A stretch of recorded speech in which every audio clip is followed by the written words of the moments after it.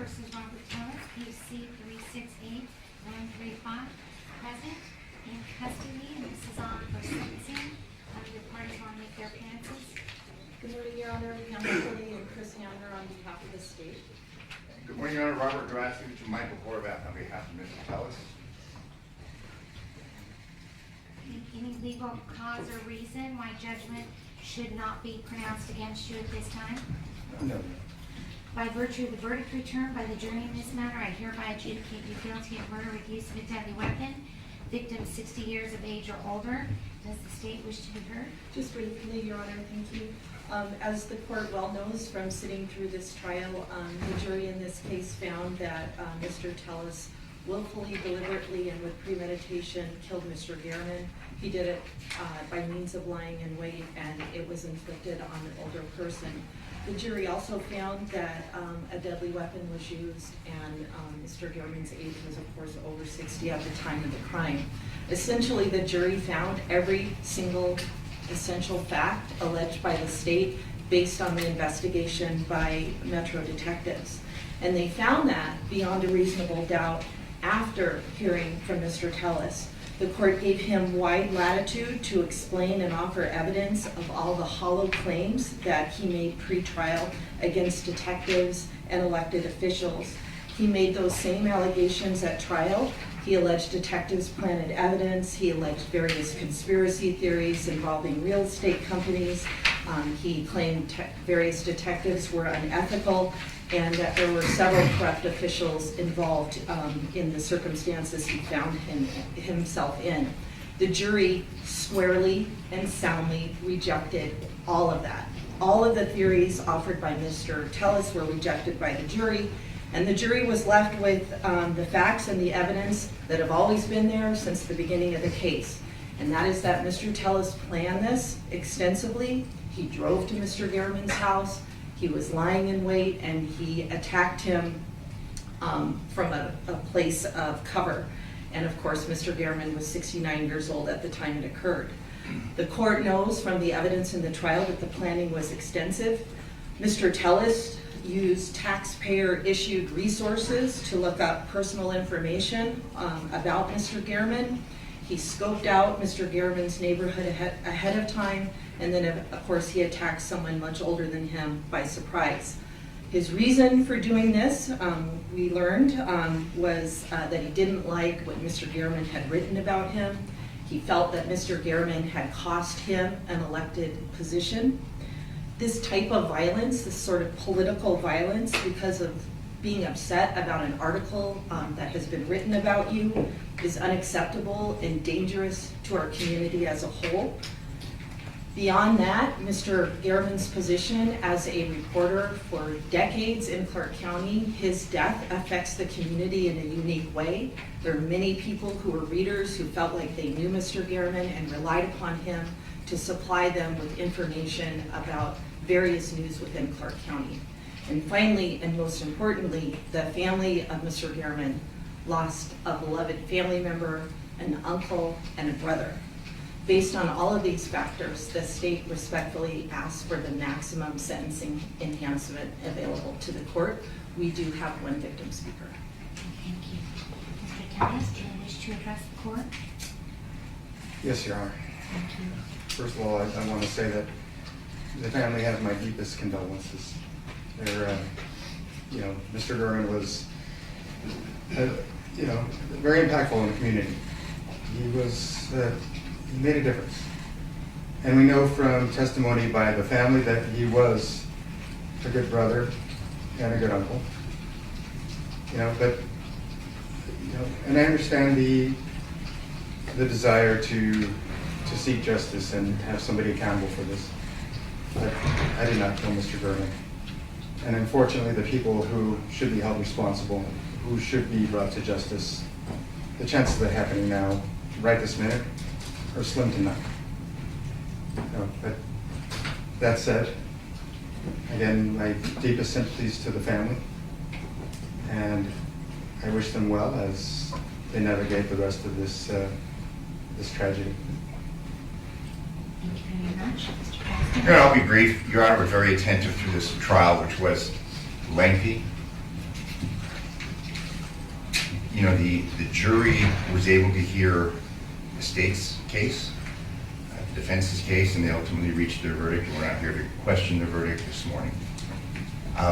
Mr. Tellis exercised his constitutional right to go to trial and to testify, period. That's what makes this country so great, this judicial system where we take cases, we take facts, we take theories of prosecution and defense and present it to a jury. Obviously, the jury was very thorough and careful. They took 3 days to go through everything before they reached their ultimate conclusion. Mr. Tellis was convicted. To punish him for doing that, and I'm not anticipating that the court would ever do this, and I'm not saying that Your Honor is, to punish him for exercising his constitutional right is obviously inappropriate. He intends to pursue an appeal. Obviously, again, that's not really for today's discussion. What is his utter lack of criminal history. If you look on page 3 of the pre-sentence investigation report, criminal record, we have a long string of zeros, felonies, gross misdemeanors, prison, jail. He doesn't have any prior convictions. You know, he's not a recidivist that is before this court or others repeatedly being convicted or entering pleas for violent crimes, saying, "Judge, this time give me a chance. This time things will be different." Your Honor heard from his family. He's an exemplary father. He was a good student. He was elected to office. In most part, he was a good husband. We have to look at the entire man. He's been convicted of perhaps the most serious offense. He carries one of the heaviest sentences in our judicial system. The jury elected to give him the opportunity at redemption. There obviously was an element of retribution in the sentence they imposed, but nonetheless they gave him the opportunity to one day be released. What's before Your Honor is, again, how much above that 20-year sentence will he have to serve before he's eligible for parole. Given his utter lack of criminal history, I would urge the court to sentence him to something less than the maximum. I mean, the maximum sentence, we can't stack these enhancements. I mean, maximum sentence would be an additional 8 to 20 years.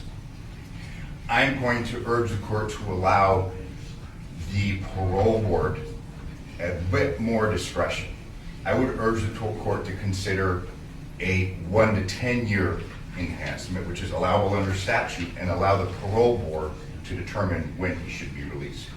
Of course, it's a two-step program. Number one, he'd have to be eligible for parole on the murder count, which won't occur until 20 years is served, but then there's the second consecutive sentence that must be served for the enhancements. I would urge the court to impose a sense of leniency in that he has no prior criminal record. Mr. Tellis has been actively engaged in his defense since the get-go. That continues through today. Again, I would urge the court to not hold that against him. And based upon the evidence Your Honor has heard, the statements of the parties, our arguments, and the information contained within the pre-sentence investigation report, which I just want to put on the record, there's no Stockmeyer issues. We submit it to Your Honor's sound discretion. Okay, thank you very much. And you call the first witness. Jay Garman.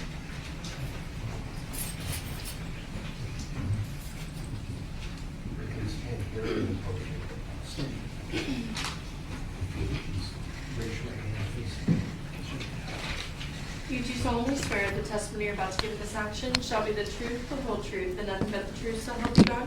I do. Can you please state and spell your first and last name for the record? Sure. Jay German, Jaygerman. Thank you.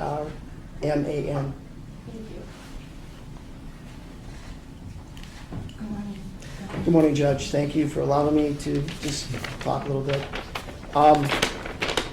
Yeah, we lost a brother. We lost an uncle, a friend, a leader. We're still in shock, and it's been 2 years. And it's going to take a long time to recover from this.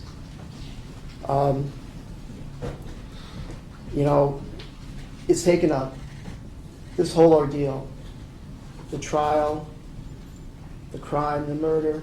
It's taken a big toll on our family, and it's been immense. It's been really difficult for all of us. We're doing our best to get through it. We really are. But he was our leader. And it's, we're never going to see him again. And it's hard to come to that realization. But we're dealing with it. It's just going to take a long process for all of us, to recover. And we're struggling with it, but we're doing the best. And we miss him dearly. We really do. We've had a couple of his birthdays since he's passed, and it's nice to get together as a family and, kind of visit with Jeff. But it's not the same, and it never will be. We've lost a lot. He lost a lot.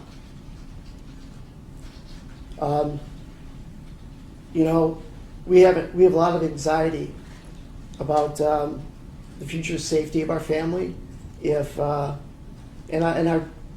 the children of our family, if Robert Tellis were to be released after just 20 years of incarceration.